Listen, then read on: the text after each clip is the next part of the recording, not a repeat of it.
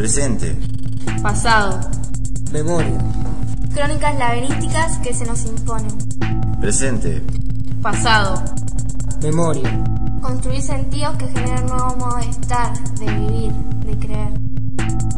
Cómo llegar a un hecho que se encuentra alejado 34 años desde el hoy. Mi mamá es psicóloga y mi papá era abogado laboralista. Y desapareció en la noche de las corbatas en marzo del 77. Primero, esto es lo que le dijeron los militares a mi mamá y a mi abuela, ¿no?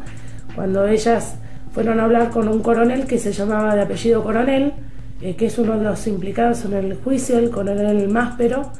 Les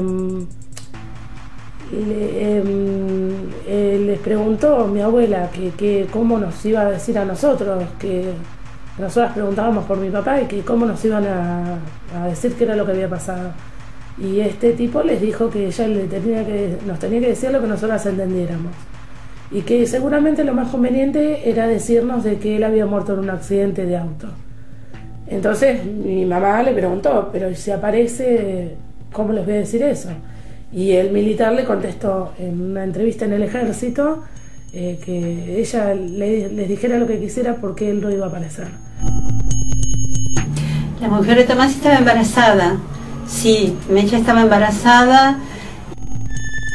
Si nosotros, yo no era militante político de ninguna organización, no pensamos que unas fuerzas armadas podrían torturar a una mujer embarazada.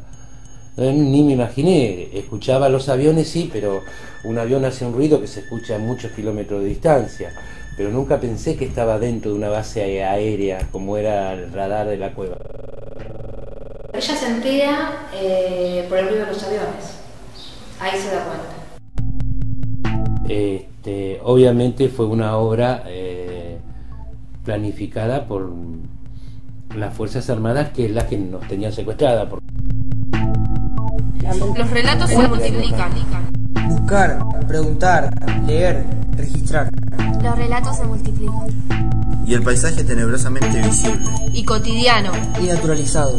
Y la impunidad. Y la lucha. Intersticios. Vacíos. Abundancia. Exceso de información. ¿Cómo acercarse a la verdad cuando los testimonios se cruzan, se abrazan y se chocan, y se distancian? Yo siempre digo, hasta hace muy poco, cada vez que tenía que ir a hacer un trámite para mi vieja o mi familia al colegio de abogados, siempre tenía que hacer tiempo en el café que está a una cuadra enfrente de tribunales, y ahí me encontraba con los abogados que salían del colegio de abogados, que eran los que se habían cargado a mi viejo, y venían saliendo del colegio de abogados. Entonces, esto de la reivindicación, y yo creo que si entre sus matriculados tienen a los responsables, no hay reivindicación. El trabajo del colegio de abogados fue muy valiente, fue ir a preguntarle, ¿ustedes los tienen? Y los tipos le dicen que no. Y el dolor. Y la memoria que sedimenta en un presente siempre en movimiento. Sí, yo creo que me parece que a medida que pasa el tiempo es más monstruoso. Y el dolor. Uno con la muerte va logrando cierta calma, va logrando cierta paz, está dentro de los hechos naturales, pero esto no. Esto no. Y el dolor. Y la ausencia. Y los medios de comunicación. Y su responsabilidad. Y su obligación.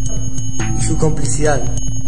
Y nosotros sabemos que los multimedios que hay en la ciudad, sobre todo los que tienen que ver con iglesias, responden a una metodología que no es la nuestra, y que algunas cosas levantan y otras no.